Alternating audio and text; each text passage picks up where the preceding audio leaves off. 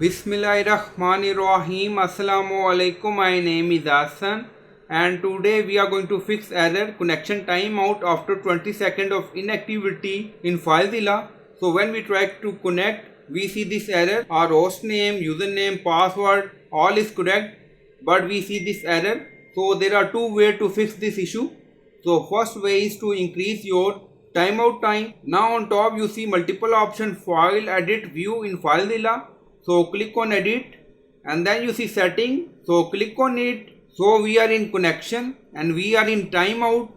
Now you see timeout in second 20. So you can add 90. So it's up to you.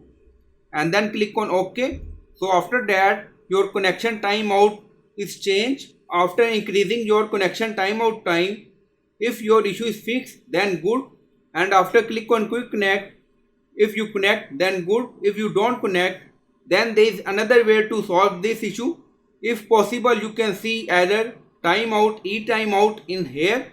To solve that error, now you see we are using site IP.